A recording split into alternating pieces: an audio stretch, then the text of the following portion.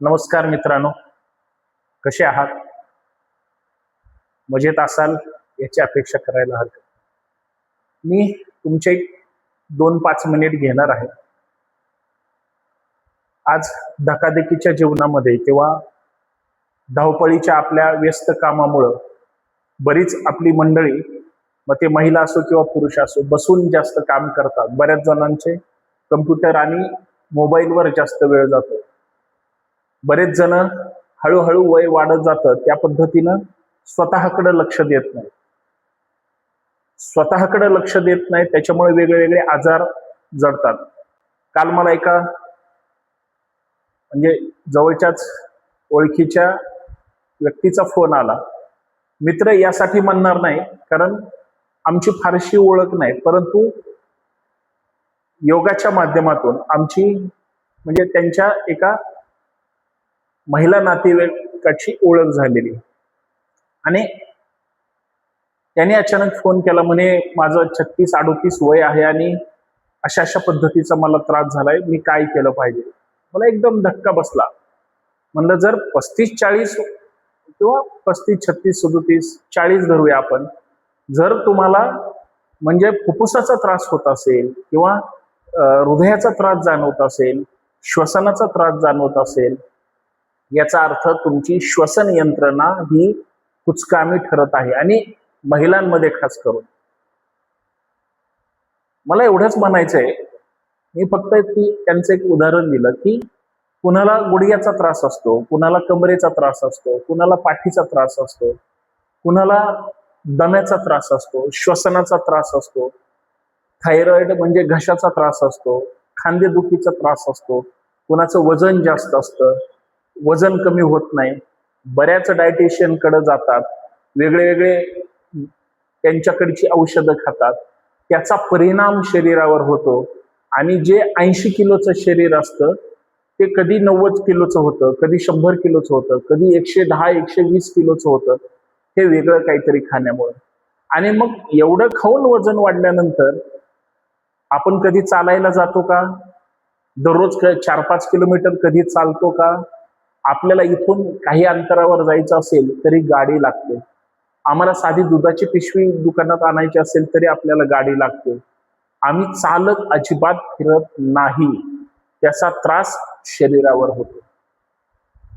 सुप्रभात योगाचं आपलं जे हे युट्यूब चॅनल आहे याच्यावरून किंवा आपलं फेसबुक पेज सुद्धा आहे, याच्यावर मी वेगळे वेगळे व्हिडिओ यासाठी टाकत असतो की तुमच्या लक्षात आलं पाहिजे. तुम्ही कुठल्याही शहरात असू द्या, कुठल्याही गावात असू द्या किंवा तुम्ही पुण्यात असू द्या, आपल्या दक्षिण पुण्यात धनकवडी परिसरात कुठेही असू द्या, तुम्ही योगा जॉईन करा, जिम जॉईन करा. मी म्हणेल पण जिमला तुम्हाला 1000-1500 रुपये द्यावे लागतील.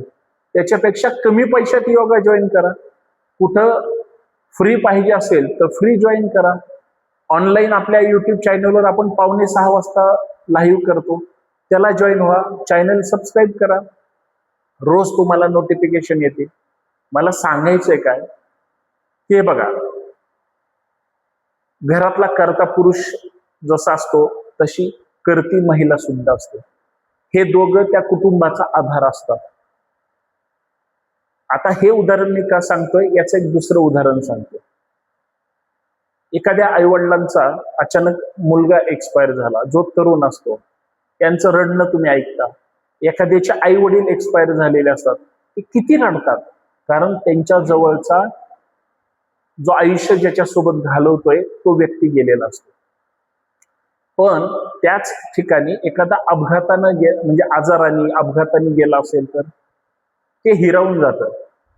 नॅचरल डेथ हे तुमच्या माझ्या प्रत्येकाच्या आयुष्यात आहे, पण ज्याचा आकस्मिक अचानक मृत्यू होतो, मग त्याला कुठला तरी आजार जडलेला असतो, त्याने अगोदर दुर्लक्ष केलेलं असतं, वेळेत आपण लक्ष देत नाही, स्वतःकडे लक्ष देत नाही, म्हणून कमी दिवसापुरतं आपलं आयुष्य असतं.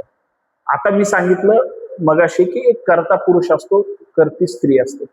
याच्यातलं दोघांपैकी जरी एक खाली बसलं किंवा ढासळलं किंवा गेलं, कुटुंबावर किती आघात होतो. पण तेच दोघं जर निरोगी राहिले आणि त्यांनी अख्ख्या कुटुंबाला निरोगी ठेवण्याचा जर प्रयत्न केला, लक्षात घ्या मी काय म्हणतो, तर सुदृढ कुटुंब, सुखी कुटुंब, आनंदी कुटुंब आणि सगळ्यात महत्वाचं ताणतणावात जे आपण जगतो, प्रत्येक गोष्टीचं टेन्शन घेतो, प्रत्येक गोष्टीवर चिडचिड करतो. आजकाल म्हणजे माणसं जवळ यायला तयार नाहीत, कारण आपण त्यांच्याशी नीट बोलत नाही. म्हणजे नवरा बायको सोबत जर चालले असतील कुठं बाजारामध्ये, तर बायकोच्या हातात एक मोबाईल असतो, नवऱ्याच्या हातात एक मोबाईल असतो. बायकोचं लक्ष तिच्या मोबाईलवर, नवऱ्याचं लक्ष तिच्या मोबाईलवर. चुकून जर मुलं सोबत असतील तर ते सोबत आहेत की नाही, म्हणजे पुरुषाला सोबत बायको मुलं आहेत का नाही हेही कळत नाही, आणि बायकोला सुद्धा नवरा आणि मुलं आहेत की नाही. हे मी तुमच्याबद्दल नाही बोलत, मी सगळ्यांबद्दल बोलतो. हे असं झालंय आता. याच्यामुळे मग चिडचिड वाढते, वाद वाढतात, इतर गोष्टीची अपेक्षा असते ती पूर्ण झाली आणि त्याचा परिणाम शरीरावर होतो. हा झाला एक मुद्दा. आता दुसरा मुद्दा, आपण काय खातो, किती खातो, कशा पद्धतीनं खातो, काय खाल्लं पाहिजे, काय नाही खाल्लं पाहिजे. प्रत्येक शरीरातले आजार हे आपण खाल्ल्यानंतर, खाली गेल्यानंतर या पोटापासून सुरू होतात. आता मी म्हणतो तुम्ही 2 दिवस उपाशी राहा, शरीर शुद्ध होईल, पूर्ण तुमच्या अन्न नलिका शुद्ध होतील. शरीर डिटॉक्स करायचं असेल, तुम्हाला जर शरीरात घाण ठेवायची नसेल, 12 तास, 24 तास, 36 तासापर्यंत प्रयत्न करा. फक्त लिक्विड घ्यायचं, बाकी काहीच खायचं. याच्यापेक्षा शरीर शुद्धी दुसरी काय नाही. मनशुद्धीचं सुद्धा तसंच आहे. पण आम्ही त्याच्याकडे लक्ष नाही देत. आम्ही काही फास्ट फूड खातो, जंक फूड खातो. त्याच्यामुळे काय होतं की सही सलामत असणारं पोट हळूहळू पुढे येतं, वजन वाढतं. जे जे खातो ते व्यवस्थित पचेल असंच नाही, आणि नाही पचलं की मग ते शरीरावर इकडं तिकडं परिणाम करतं. कोणाच्या बघा, शरीरावर एकदा वेगळ्या वेगळ्या पद्धतीचे आघात झाले, मग तुमच्या किडण्यांवर ताण येतो, स्टोनवर परिणाम होतो की नाही. याला रामबाण उपाय काय, योगामध्ये वेगळे वेगळे प्रकार आहेत. माझं एवढंच मत आहे, तुम्ही जिमला जाणार असाल, जास्त पैसे देऊन बिलकुल जा. शरीराला कसरत केलीच पाहिजे, तुम्हाला दररोज घाम आलाच पाहिजे, आणि टॉक्झिन तुमच्या शरीरातून बाहेर काढलं पाहिजे. हे जसं तसं खाण्याकडे सुद्धा लक्ष दिलं पाहिजे. तुम्ही सकाळी भरपूर खा, दुपारी मध्यम स्वरूपाचं खा, संध्याकाळी कमी खा. आम्ही उलट करतो, सकाळी थोडं खातो नाश्ता, दुपारी डब्बा असतो, अजून 2 पोळ्या जास्त खातो, संध्याकाळी मात्र दाबून खातो, आणि ना चालायला जातो ना काय, जागेवर झोपत जातो. ही म्हणजे सगळ्यांची ही परिस्थिती. परंतु जे स्वतःकडे, ज्यांना 100 वर्ष जगायचंय, ज्यांना जास्त दिवस जगायचंय, ज्यांना चांगलं जगायचंय, निरोगी जगायचं, निरोगी म्हणतोय मी, रोग घेऊन नाही, रोगाविना, आजाराविना, त्यासाठी स्वतःकडे लक्ष. आणि ज्या काही छोट्या छोट्या शारीरिक त्रासाच्या गोष्टी असतील असं गृहीत धरा, तर त्या हळूहळू कमी होते. बऱ्याच जणांना पित्ताचा त्रास असतो, तुम्ही योगा जॉईन करा. मी म्हणेल जिम करा, ज्यांच्याकडे जास्त पैसे, वर्षाला 10-15 हजार द्या, योगामध्ये कमी पैसे जातील. ऑनलाईन जॉईन व्हा तुम्ही, मी तुम्हाला एकदम टाकाटक करतो.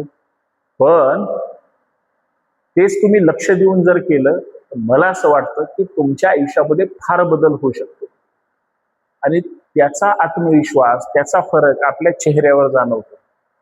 मग तो प्राथमिक हालचाली असेल, इतर शारीरिक हालचाली असेल, सूर्यनमस्कार असेल किंवा प्राणायाम असेल, या सगळ्या गोष्टी आजच्या कॉस्मेटिक कल्चरमध्ये तुमच्यासाठी गरजेच्या आहेत.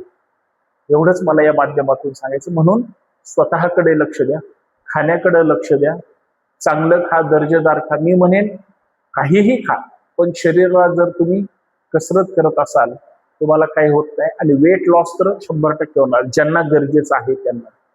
ज्यांना गरजेचा नाही ते एकदम फिट राहतील. एकदा करून पहा. आणि प्रत्येक व्हिडिओ आपल्या सुप्रभात योगाचे, इतर व्हिडिओ, लाईव्ह व्हिडिओ खास करून ज्या असतात जुन्या, त्या पहा. इतर मोटिवेशनल व्हिडिओ मी टाकत असतो, जसं आज तुम्हाला सांगतोय, तसं पाहण्याचा प्रयत्न करा. तुमचं आयुष्य खूप सुंदर होऊ शकतं, आणि प्रयत्न करा ते निरोगी राहिलं पाहिजे. नक्की विचार करा. धन्यवाद. सुप्रभात.